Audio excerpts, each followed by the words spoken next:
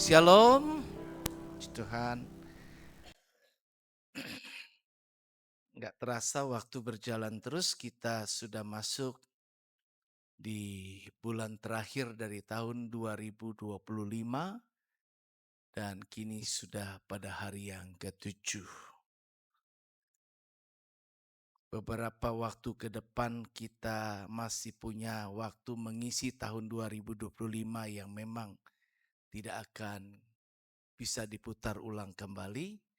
Dan setiap momen, setiap perjalanan kehidupan yang kita jajaki tentu akan meninggalkan sesuatu jejak kehidupan yang kiranya selalu memberi makna arti yang baik.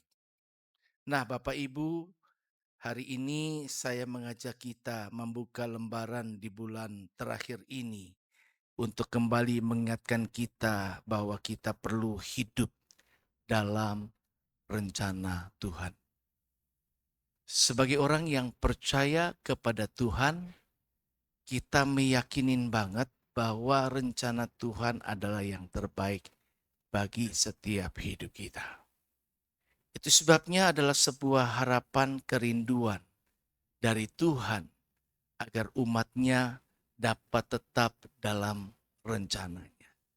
Dan tentu juga adalah hal yang baik jika kita dimampukan untuk dapat hidup dalam rencana Tuhan itu. Nah, mari kita coba melihat di dalam Yeremia pasal yang pertama, ayatnya yang kelima, kita akan membaca bersama-sama satu ayat ini.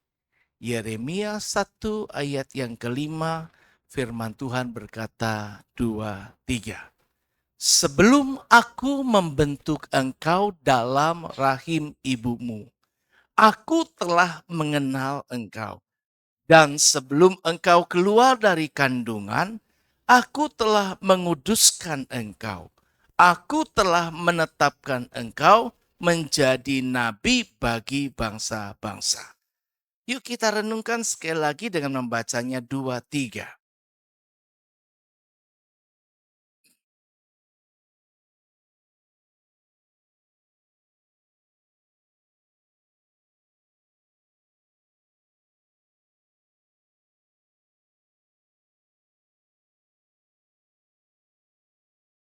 Setiap manusia tentu ingin sekali hidupnya berarti.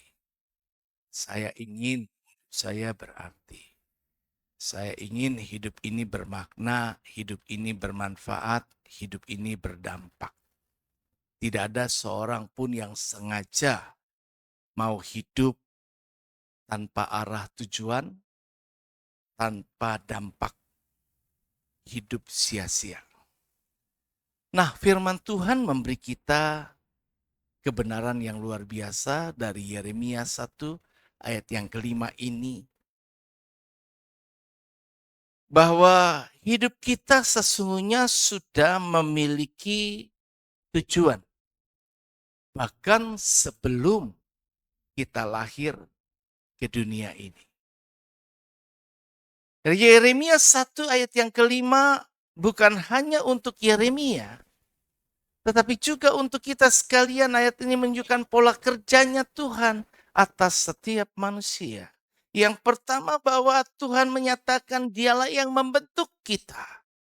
Dialah Allah yang mengenal pribadi kita. Dialah juga yang menguduskan kita dan menetapkan kita sebelum kita diizinkan lahir ke dalam dunia.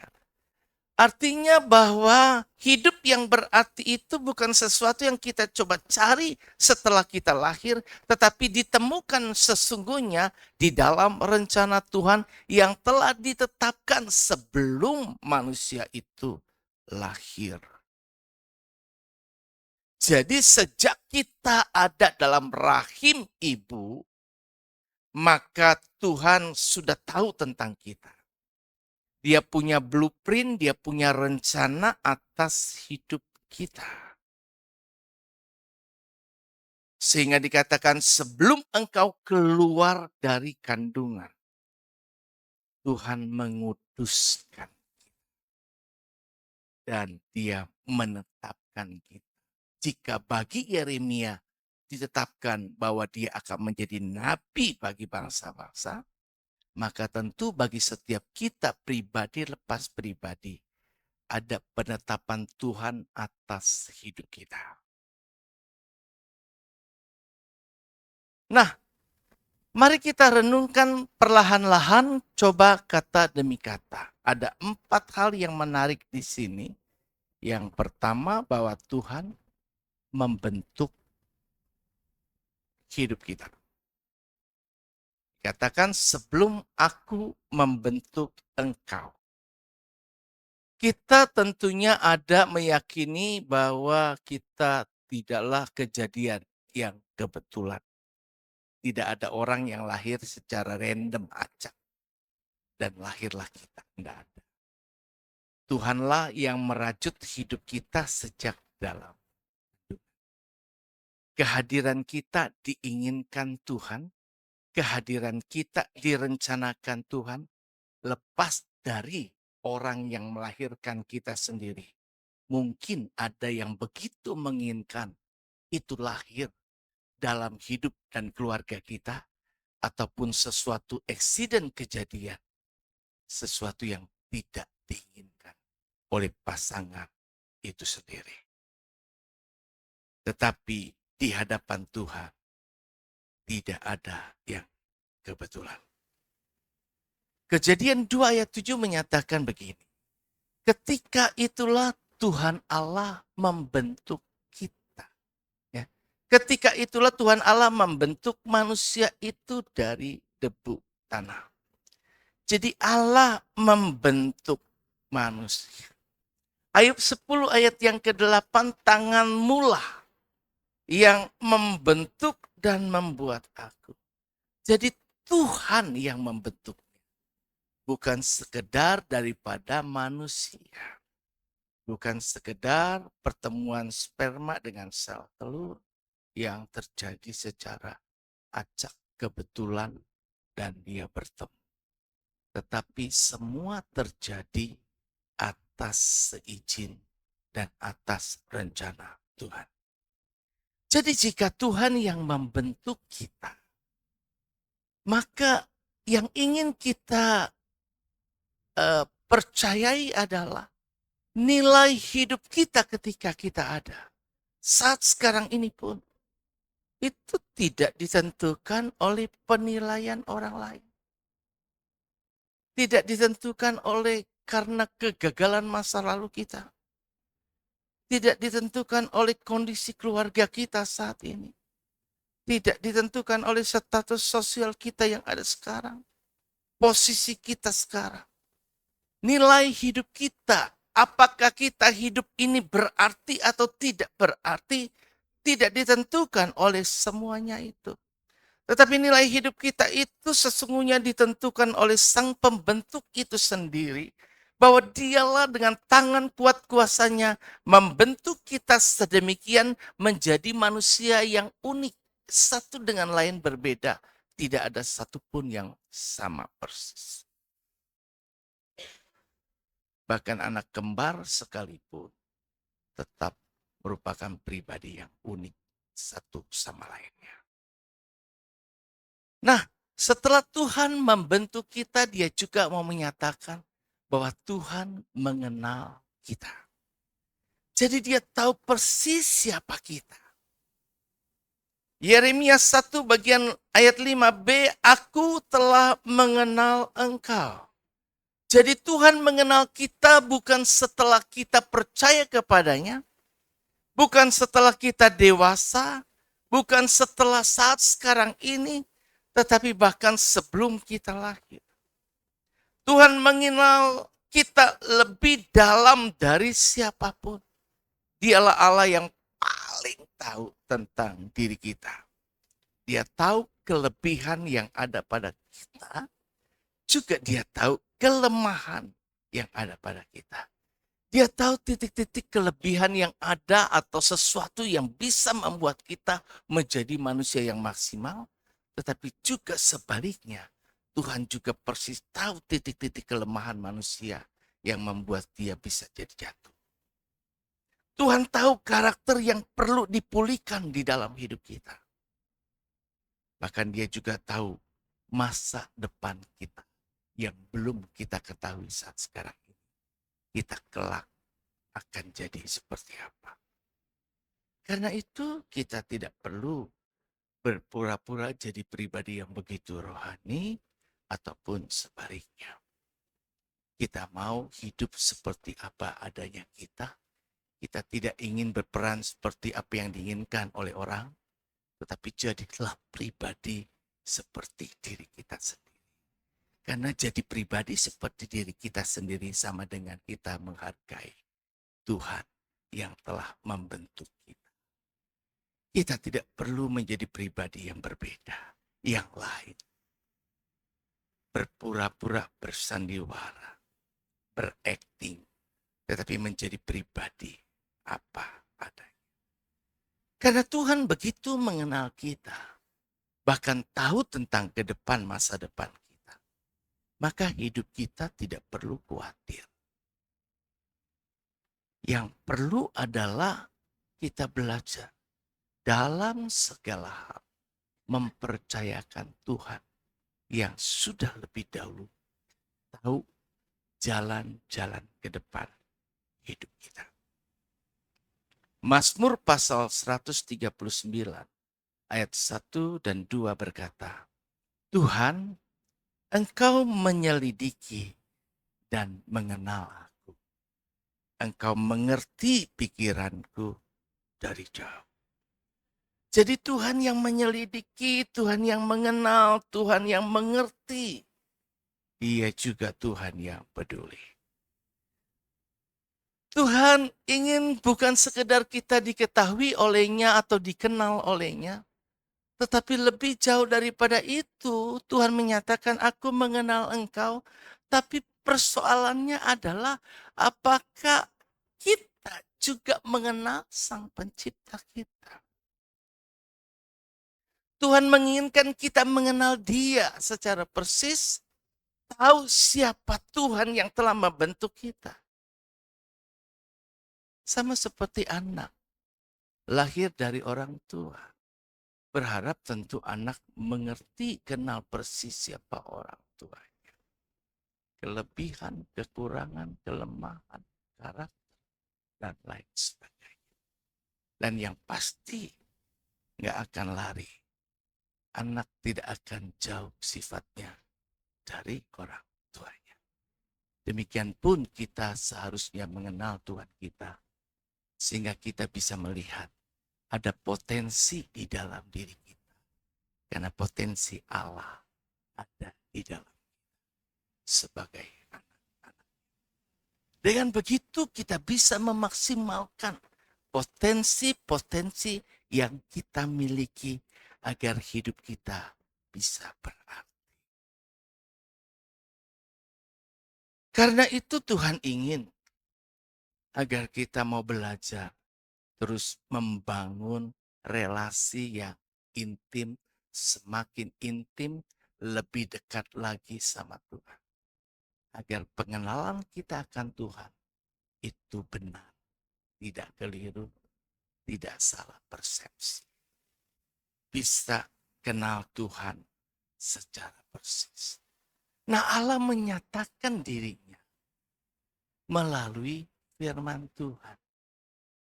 Tidak ada seorang pun yang mampu mengenal Allah kalau Allah tidak menyatakan dirinya kepada kita sebagai ciptaannya. Dan Allah menyatakan itu melalui firman Tuhan di Alkitab.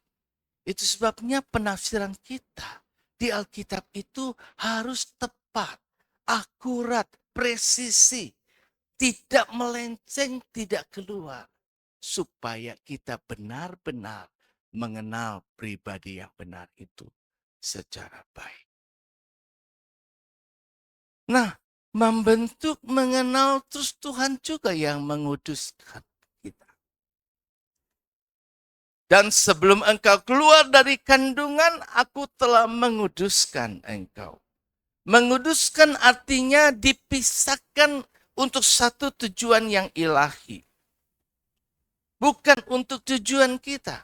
Jadi sebelum kita lahir atau sebelum saya lahir, secara manusia saya diinginkan kehadirannya oleh orang tua.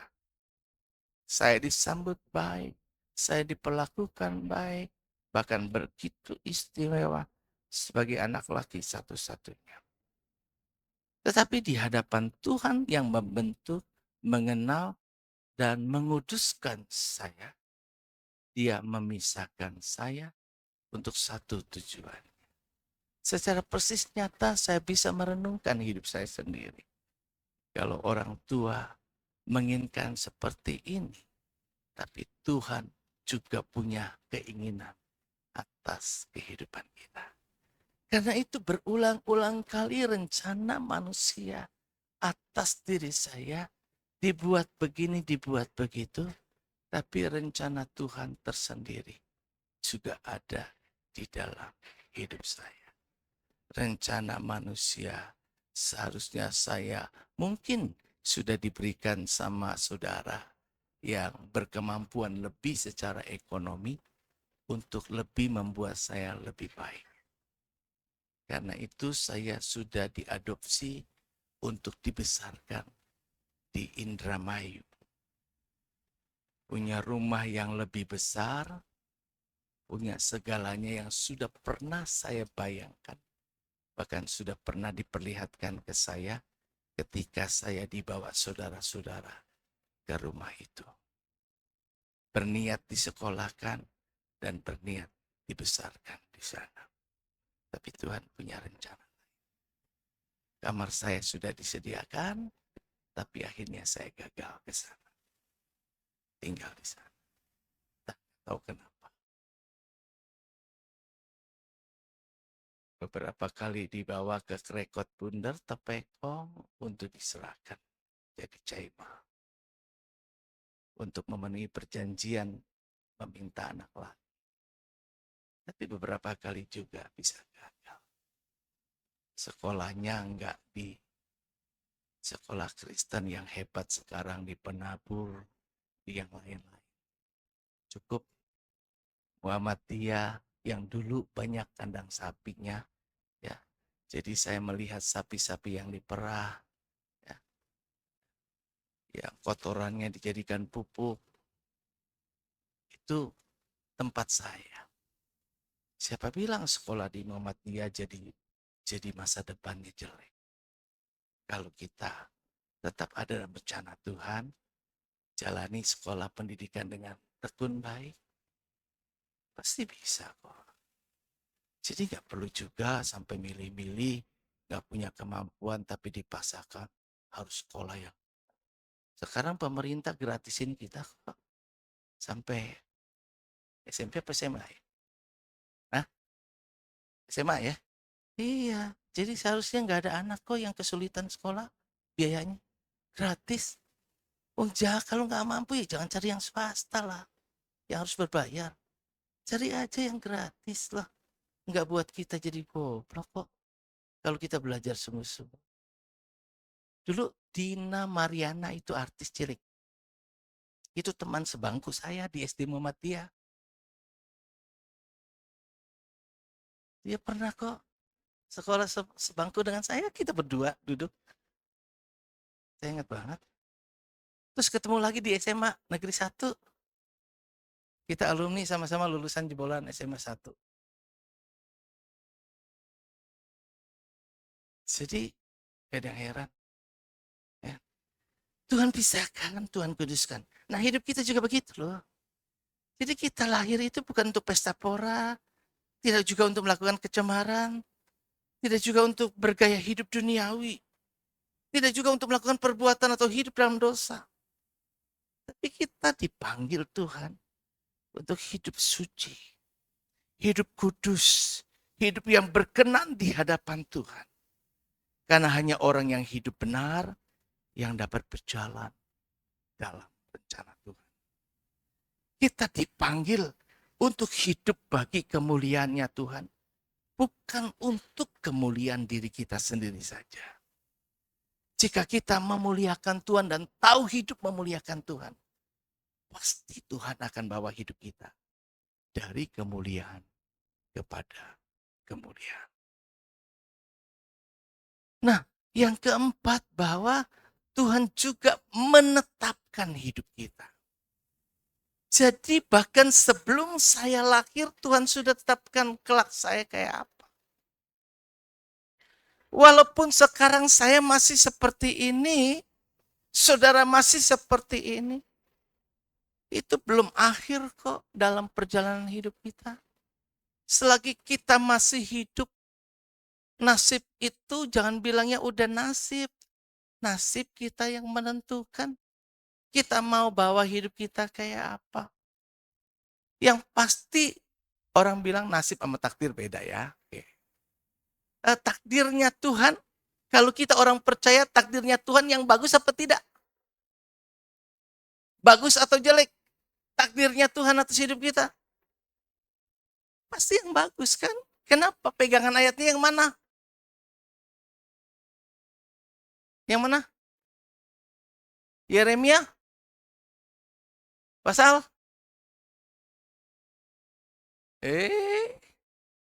Berulang-ulang ini saya. Yeremia pasal 29 ayat 11. Itu harus ngelotok itu. Udah nggak bisa diganggu gugat. Aku tahu rancangan-rancangan apa yang ada padaku mengenai kamu. Yaitu rancangan damai sejahtera dan bukan rancangan kecelakaan. Itu penegasan Tuhan, penetapan Tuhan. Untuk memberikan kepadamu hari depan yang penuh harapan. Jadi kita masih terus berharap hari depan yang lebih baik. Hari depan yang lebih baik. Sejalan dengan rencananya Tuhan. Ayat bagian D berkata, aku telah menetapkan engkau menjadi nabi bagi bangsa-bangsa. Setiap orang punya penetapan ilahi. Ada yang dipanggil di marketplace, dia bisa menjadi orang yang menjadi berkat di dunia bisnis. Ada yang dipanggil juga untuk bisa jadi berkat di keluarga, untuk memperkuat keluarganya. Menjadi berhasil, menjadi makmur, menjadi jaya. Tetapi lebih daripada itu menjadi orang yang percaya dan mengasihi Tuhan. Ada yang dipanggil menjadi garam dan terang dunia, sehingga di mana saja ia ada, maka dia jadi berkat yang besar di dunia kerjanya. Ada yang dipanggil Tuhan melayani secara penuh, sehingga apapun yang terjadi dalam hidupnya, ia tetap setia sama Tuhan. Dan ada yang dipanggil cuma jadi penyokong pelayan. Dia nggak bisa banyak mungkin turun jadi orang yang ada di lapangan. Tapi yang di belakang layar support. Nah, Tuhan memberi tujuan unik bagi masing-masing kita ini.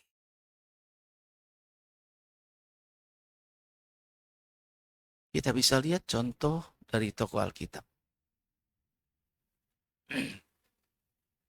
Belum ya. Contohnya adalah ada 3 tokoh yang sudah terkenal sekali yang saya tampilkan. Kita mengerti apa yang terjadi dalam rencana Tuhan dalam hidup Yusuf. Ternyata melalui proses kehidupan yang dijalani tidak mudah, Yusuf dipersiapkan untuk menyelamatkan banyak orang di Mesir dan bahkan juga secara spesifik menyelamatkan keluarga. Di tengah-tengah perlakuan keluarga yang tidak baik terhadap dirinya, dia justru jadi pahlawan keluarga yang menyelamatkan di masa-masa krisis. Karena itu orang yang mengerti panggilan dalam hidupnya, dia tidak pernah menyimpan kebencian terhadap perlakuan buruk yang pernah dia. Karena dia paham semua terjadi karena ada rencana Tuhan yang indah di dalam hidupnya.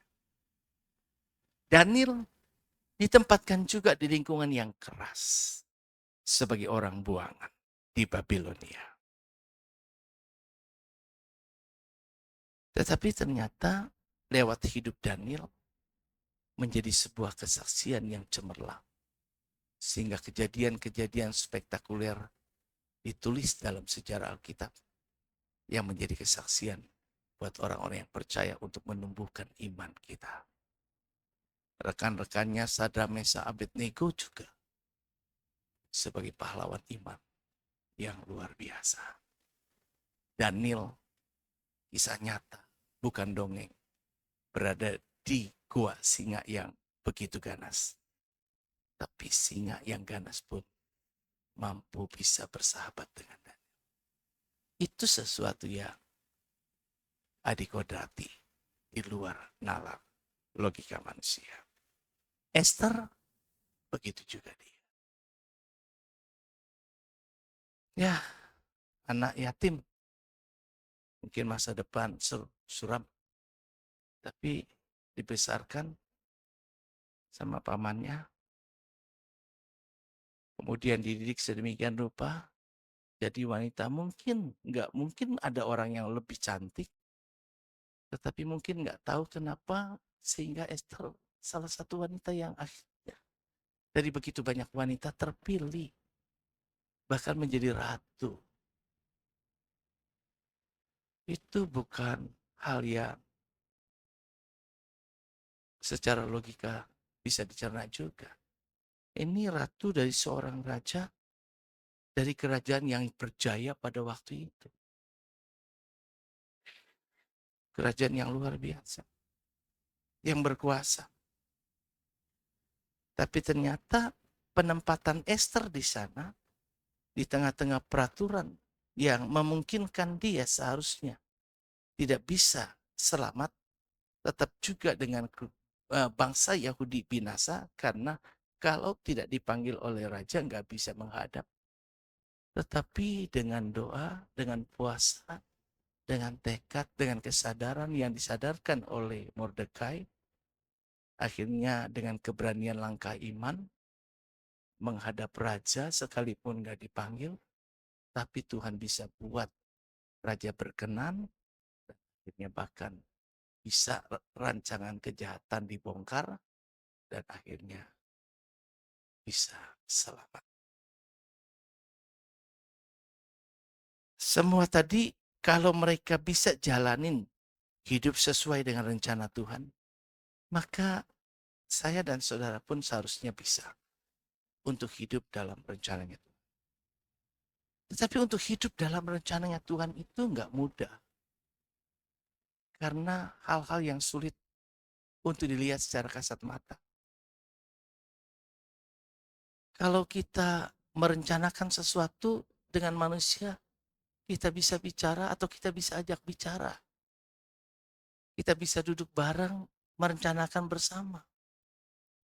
Kita bisa bertanya dan mendengar langsung jawaban-jawabannya. Apa rencana gereja ini tahun depan? Kita mungkin juga ada bisa lebih mudah mengerti untuk itu karena kita berhadapan dengan orang yang bisa kita ajak komunikasi. Tetapi untuk mengerti rencana Tuhan yang tidak kelihatan, yang tidak bisa diajak dialog secara verbal, itu tidak mudah. Tapi Tuhan tetap bicara kok sama kita. Tuhan tetap menuntun kok. Lantas bagaimana caranya kita mengerti? Gimana caranya?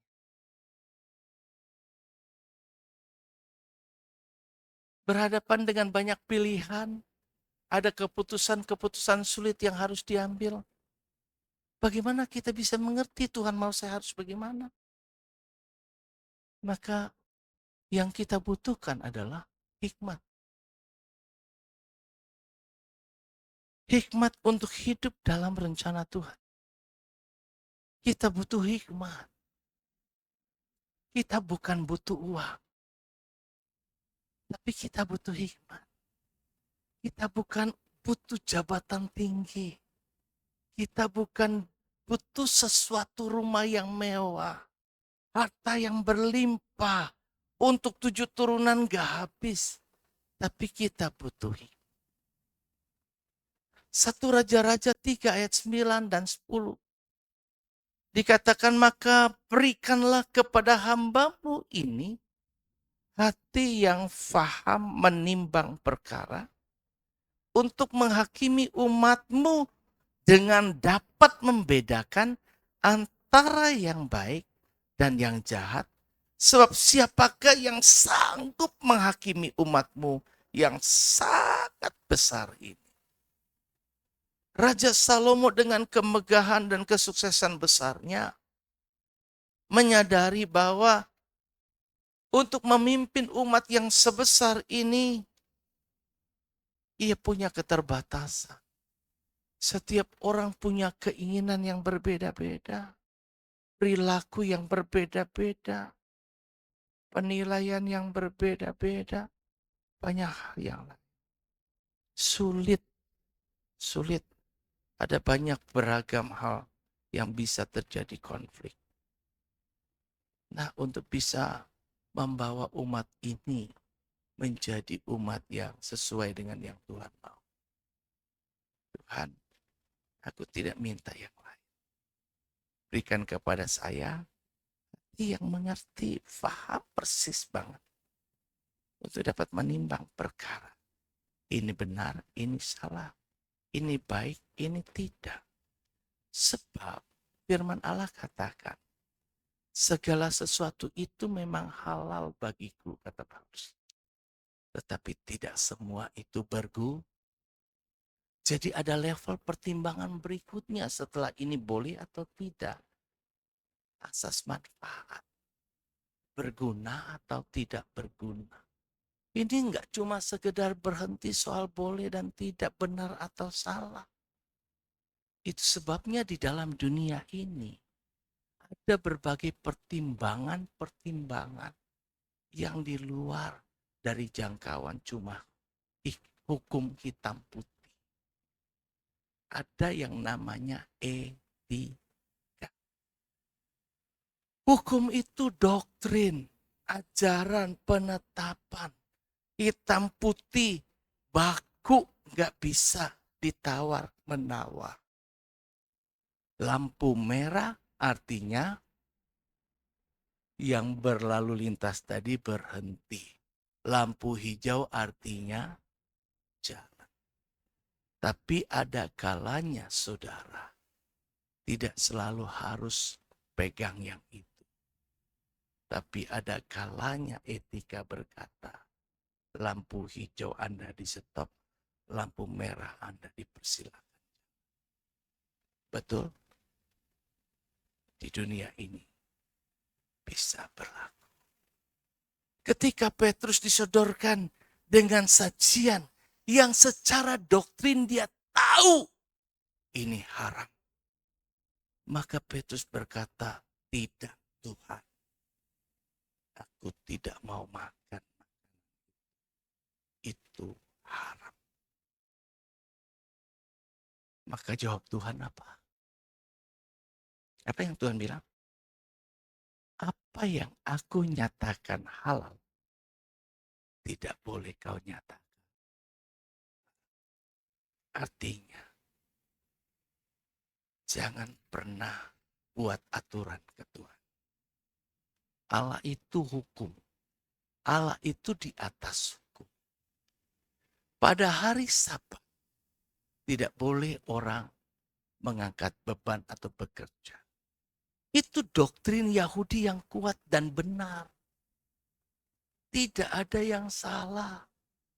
Umat Yahudi pada waktu itu memprotes keras ketika Yesus melakukan sesuatu di hari Sabat.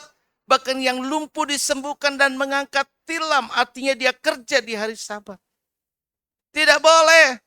Salah itu.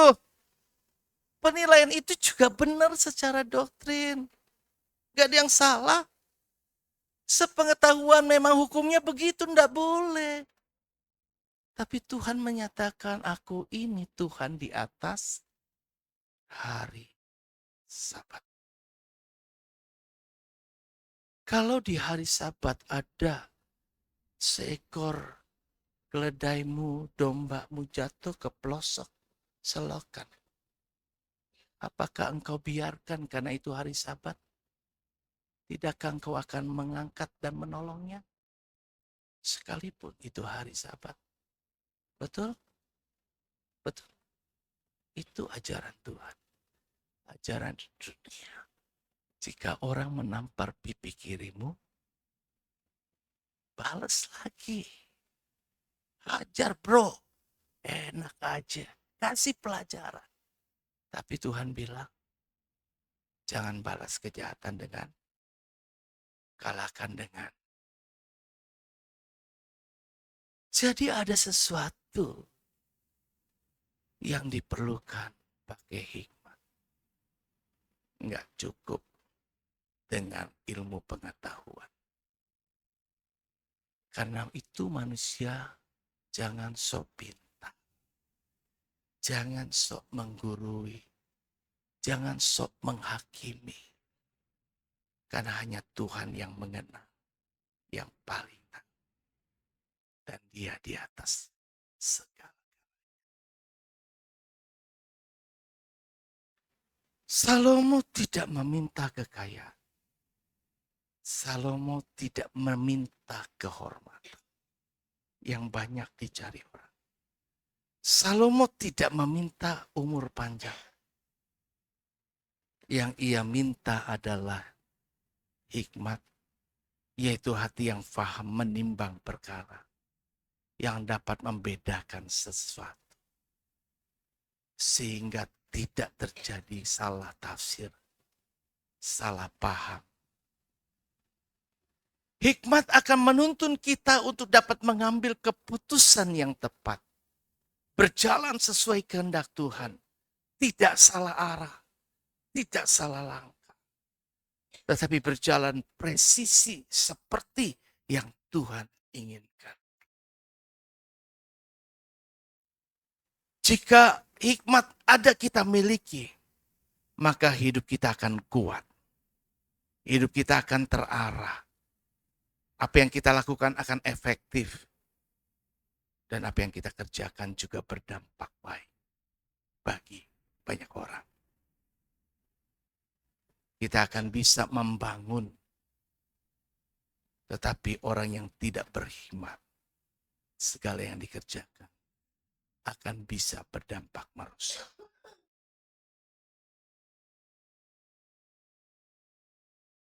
Maka selanjutnya dikatakan bahwa 1 Raja-Raja 3 ayat 11-14 itu, jadi berfirmanlah Allah kepadanya.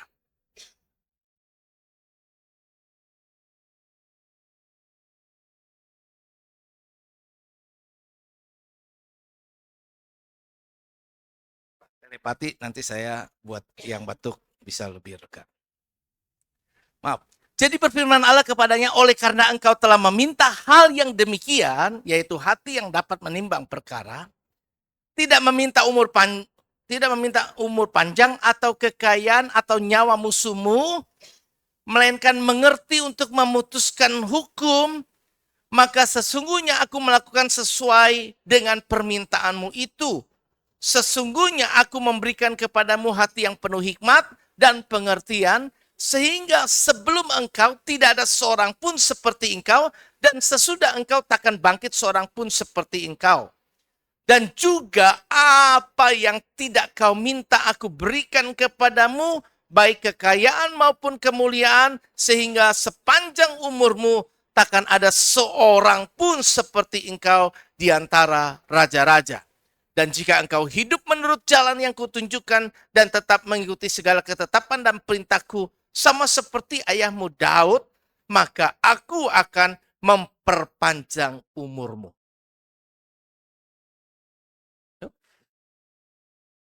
Maka aku akan memperpanjang umurmu. Ya. Jadi kita bisa lihat di sini bahwa ada berkat loh dari hidup berhikmat itu. Ada berkat yang akan kita peroleh. Apa yang akan kita peroleh ketika itu bukan menjadi fokus kita. Tapi kita mengerti satu hal yang sangat hakiki. Hal yang sangat penting. Bapak, Ibu, Saudara, bahwa hidup kita ini orang yang berhikmat akan bisa membedakan apa yang sebenarnya esensial, yang intinya, yang sarinya kayak gini, dan apa yang sifatnya cuma kulit. Kita akan mampu membedakan mana yang prinsip dan mana yang tidak prinsip. Terhadap yang sifatnya tidak prinsip, maka kita boleh berkompromi. Kita bisa menjadi pribadi yang dan seharusnya bisa fleksibel terhadap hal itu. Tidak perlu kita pertentangkan. Tetapi untuk hal-hal yang sifatnya prinsip, itu yang tidak boleh dikompromikan. Jadi kita bisa mengerti mana yang sepatutnya.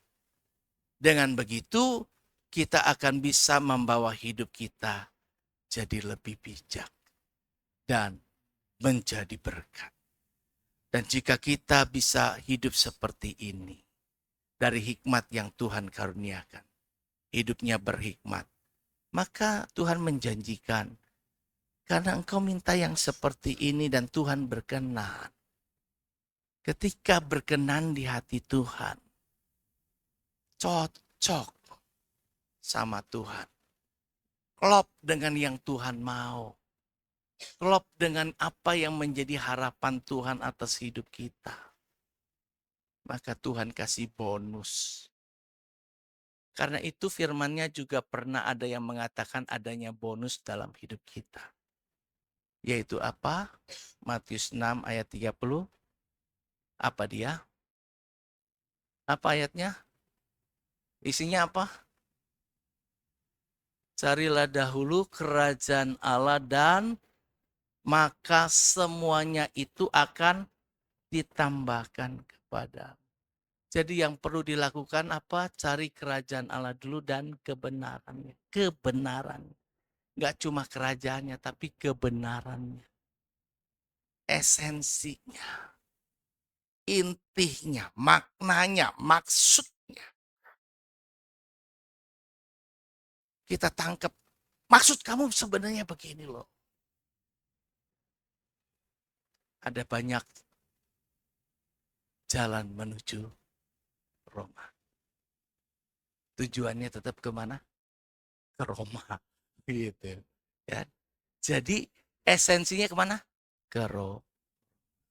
Cara sampai ke Romanya mungkin kita bisa berbeda. Anggap, oh ngerti. Gua ngerti maksud lo baik sebenarnya. Gitu. Dengan begitu, maka kita akan tetap bisa menerima satu dengan lain. Maka bonus yang kita terima apa? Yaitu ada 3 hal yang sebenarnya manusia cari. Kemuliaan, kekayaan, kemuliaan, dan umur. Umur panjang. Itu loh. Yang sebenarnya hikmat membawa kekayaan, kemuliaan, dan panjang umur. Siapa yang gak kepengen dapat hidupnya berlimpah, berkecukupan, kekayaan. Bahkan orang justru mengejar itu. Terus gak cuma kekayaan, tapi juga kemuliaan. Kalau kekayaan tanpa kemuliaan, bisa pakai baju orange. Tahu? Iya. Jadi kita dapat kekayaan, kita dapat kemuliaan, kehormatan, keagungan. Menjadi yang terpuji, ternama, terhormat. Itu firman Tuhan. Terus juga nggak cuma pendek, nikmatin cuma sehari. Habis itu hilang. Tapi umur panjang. Ya, umur kita genap. Tuhan rancangkan umur kita berapa, misalnya ada yang umurnya dirancang Tuhan 80. Jangan mati di usia 40. Belum genap umur kita. Tapi gara-gara perilaku kita, 40 sudah tewas. Tuhan akan genapkan umur kita sesuai dengan rancangan. Jadi Allah tahu saya kelak akan berumur berapa. Petrus pengen tahu si Yohanes tuh. Ya kan? Tetapi Petrus ditegur sama Tuhan. Udah lu gak usah fokus orang lain. Fokus aja diri sendiri. Yang pernah saya sampaikan apa dengan temanya tuh jangan kepo. Jangan kepo. Usaha aja jadi dirinya baik. Kerjakan bagian kita dengan baik. Setiap orang punya bagian. Juga nggak perlu khawatir. Katanya kesusahan sehari cukuplah untuk. Udah fokus aja hari ini. Hari esok ada kita pasti tahu. Tuhan pelihara kita. Jadi ini adalah gambaran bahwa berkat mengikuti orang yang berjalan dalam rencana. Bukan sebaliknya. Nah, seorang nelayan tua di sebuah desa kecil punya kebiasaan menarik perahunya ke tengah laut setiap pagi. Suatu hari gelombang besar menghantam perahunya ini dan membawa ke arah yang sama sekali tidak ia rencanakan, tidak dia inginkan. Lalu nelayan ini panik, dalam hati marah, kesal. Merasa rencananya hancur, kenapa jadi kayak gini? Namun beberapa menit kemudian, arah perahu yang tidak seperti dia inginkan, karena dibawa gelombang laut yang besar, mengarahkan dia kepada melihat seorang anak kecil di tengah laut yang terapung mengangkat tangan menjerit ketakutan. Karena ternyata kapal yang dia tumpangi itu mengalami masalah karam beberapa waktu sebelumnya. Nah, gelombang yang membuat nelayan itu keluar dari jalurnya justru menuntunnya ke momen penyelamatan. Nelayan itu berkata, kadang gelombang hidup kita mengubah arah perahu kita. Tapi sesungguhnya itu bukan untuk menghancurkan, tapi untuk jadi berkat yang menyelamatkan. Akhirnya dengan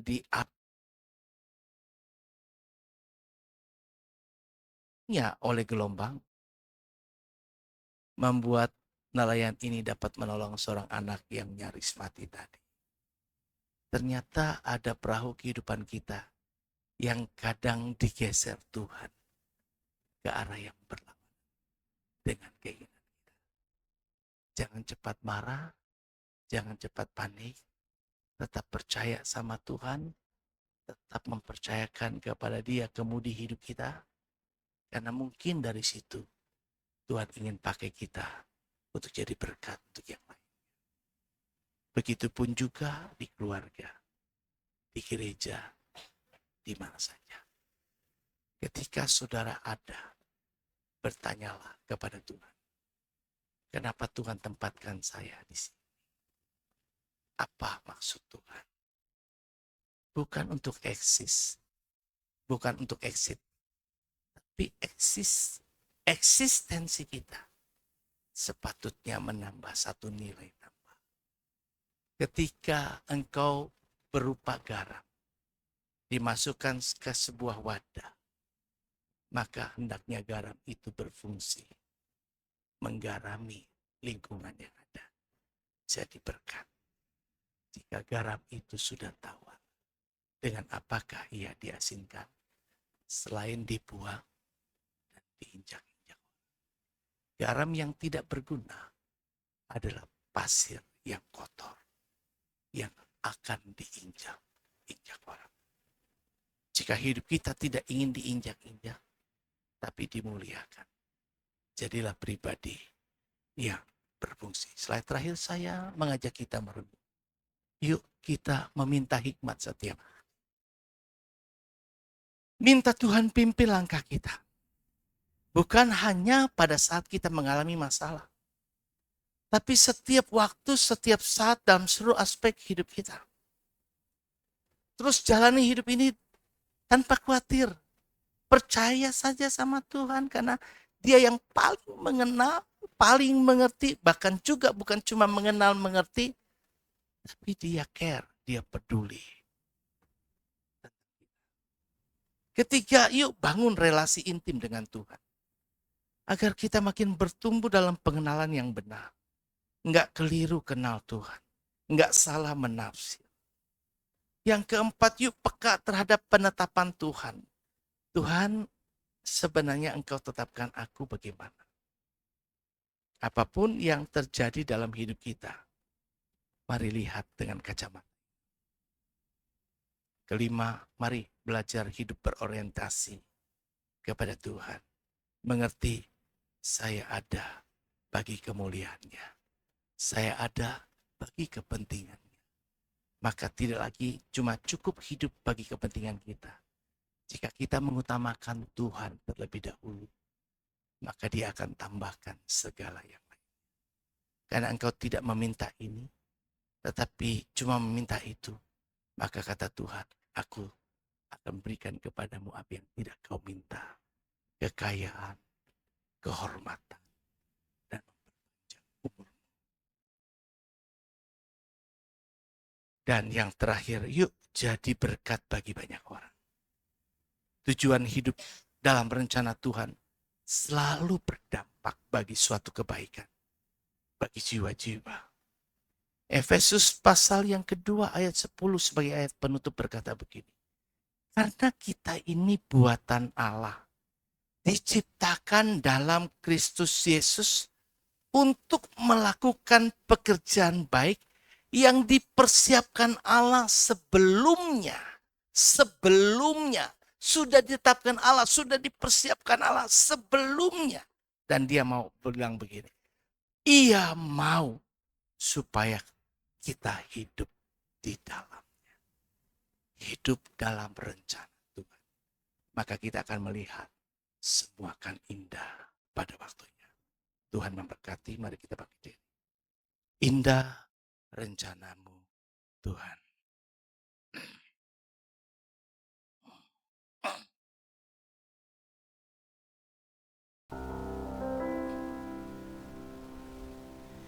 Indah rencanamu, Tuhan, di dalam hidupku.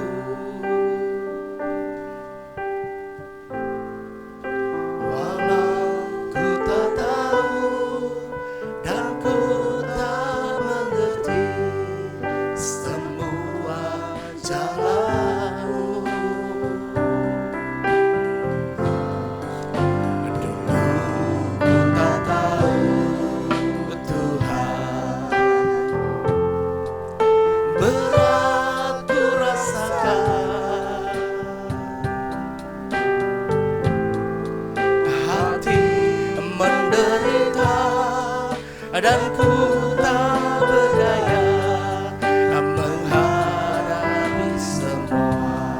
Katakan indah rencanamu, indah rencanamu, Tuhan, di dalam hidupku.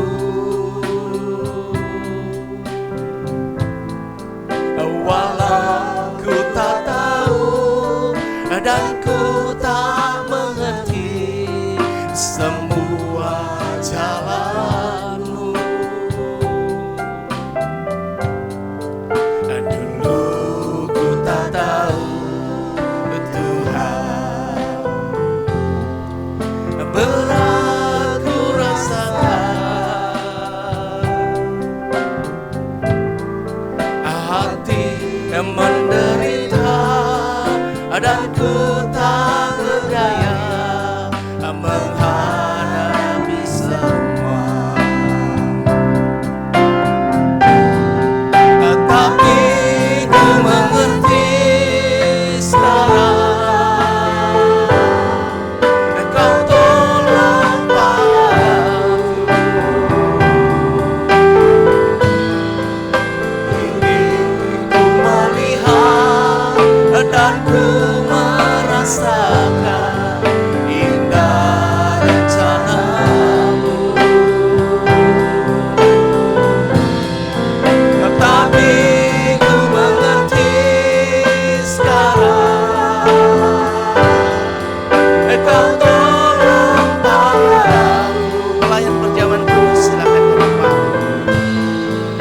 Kini ku melihat dan ku merasakan indah rencanamu. Tapi ku mengerti,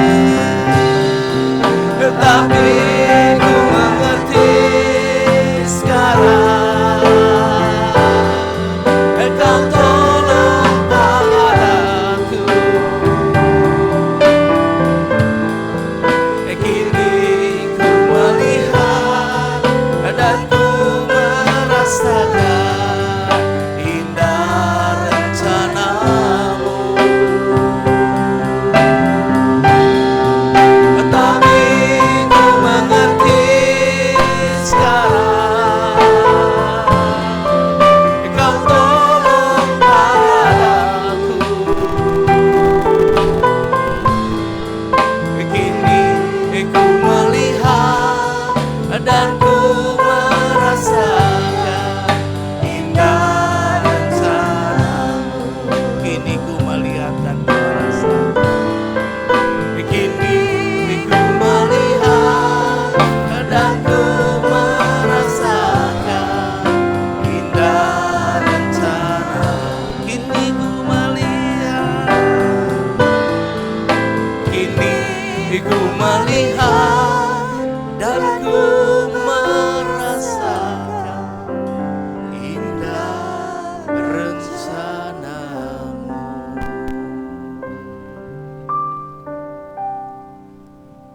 Karena Tuhan begitu baik dan mengasihi kami, Engkau merancangkan segala yang terbaik di dalam hidup kami.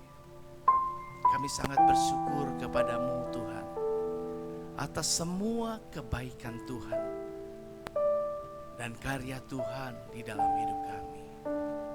Ada banyak proses hidup yang tidak mudah kami harus jalani. Terkadang itu sangat menyesakkan hati. Ada banyak hal-hal yang mungkin di luar daripada harapan kami. Yang itu terjadi menjadi bagian rangkaian kehidupan yang harus kami hadapi. Ada pil-pil pahit yang harus kami minum. Ada banyak hal-hal yang buruk yang pernah harus menjadi pengalaman hidup kami. Biarlah semua ini menempa kami untuk kembali ke arah dan hidup dalam rencana-Mu yang indah. Berada searah dengan apa yang Tuhan mau di dalam kehidupan kami. Karena Engkau telah membentuk kami. Engkau mengenal kami. Tuhan, sedemikian rupa Engkau menguduskan hidup kami untuk sebuah tujuan ilahi yang Engkau tetapkan di dalam kami. Sehingga hidup kami menjadi berarti, berdampak, berguna, berfaedah. Yang pada akhirnya di pengadilan Kristus Engkau boleh berkata, baik sekali perbuatanmu, hai hambaku yang baik dan setia. Kami mengharapkan ucapan ini terjadi pada setiap kami, Jemaat GBI Gunung Sahari, yang Tuhan percayakan. Dan biarlah Tuhan menolong kami. Kalau kami telah dengar firman-Mu, mampukan kami menjadi pelakunya. Tersedia buat kami pernyataan kasih Tuhan dan bukti karya kasih-Mu dengan pengorbanan-Mu di atas kayu salib yang setiap awal bulan kami peringati dalam sebuah sakramen kudus, perjamuan kudus ini Tuhan.